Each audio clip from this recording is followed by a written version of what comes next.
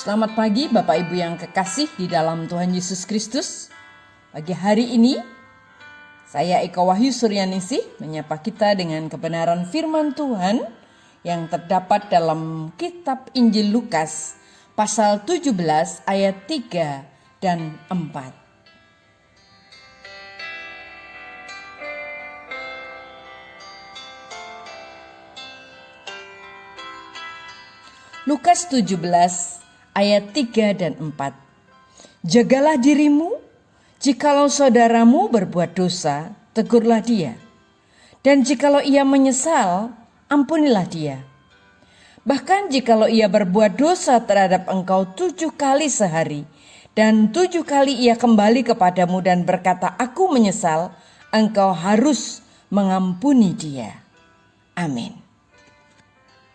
Bapak, Ibu, dan saudaraku yang kekasih di dalam Tuhan Yesus Kristus, kisah pertobatan Rasul Paulus adalah kisah yang sangat fenomenal, sangat istimewa.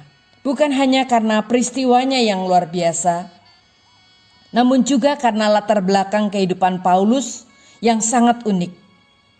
Dia adalah seorang penganiaya jemaat Kristen yang sangat ditakuti. Bisakah kita bayangkan bagaimana rasanya bila ketika itu kita adalah salah seorang jemaat yang anggota keluarga kita telah menjadi korban pembantaiannya? Tentu tidak mudah bagi kita untuk menerimanya dalam gereja kita, bukan? Mungkin dia adalah seorang penyusup. Mungkin dia telah membuat strategi baru untuk menghancurkan seluruh umat Kristen.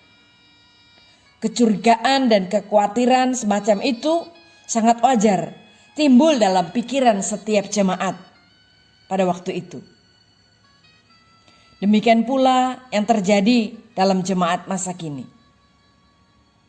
Dan jemaat pada waktu itu, mereka takut untuk menerima kehadiran Paulus. Mereka sulit mempercayai kesungguhan pertobatan Paulus. Terlalu beresiko. Itu pikiran mereka. Tapi Barnabas berani mengambil resiko itu. Barnabas berani mempercayai kesaksian Paulus.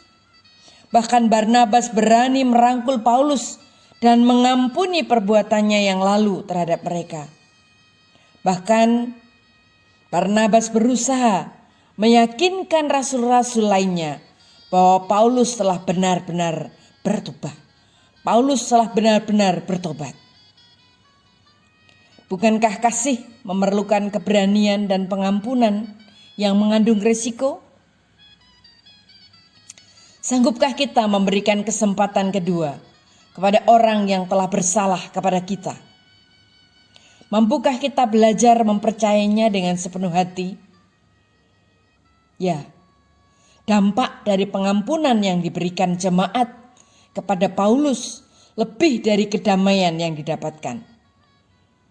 Bila kini kita adalah penduduk Eropa, bila kini kita adalah penduduk Asia, bisa mendengar Injil keselamatan dari Tuhan Yesus Kristus. Tidak lain, ini adalah dampak dari pengampunan yang telah dilepaskan oleh Barnabas dan jemaat mula-mula. Bapak, Ibu, dan saudaraku yang kekasih di dalam Tuhan, di bulan ini menjelang akhir tahun, sebelum kita berniat memborong bingkisan atau hadiah-hadiah Natal, cobalah kita untuk membuat daftar orang-orang yang perlu kita beri kesempatan kedua. Berikanlah sebuah pengampunan yang tulus, kesempatan yang berharga, kepercayaan yang baru. Pastilah aromanya tentu akan lebih harum daripada bunga mawar manapun. Dan lebih indah, bahkan lebih manis, bahkan lebih istimewa daripada hadiah Natal apapun. Kesempatan kedua bisa jadi merupakan kesempatan paling berharga dalam hidup seseorang. Amin. Mari kita berdoa. Tuhan Yesus, kami mengucap syukur untuk firman-Mu hari ini. Ampuni kami jika kami seringkali masih mendendam.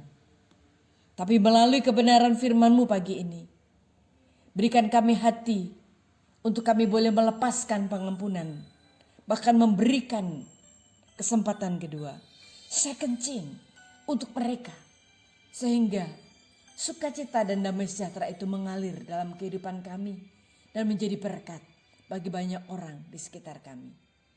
Berkati kami semua Tuhan, di dalam nama Tuhan Yesus kami berdoa dan mengucap syukur.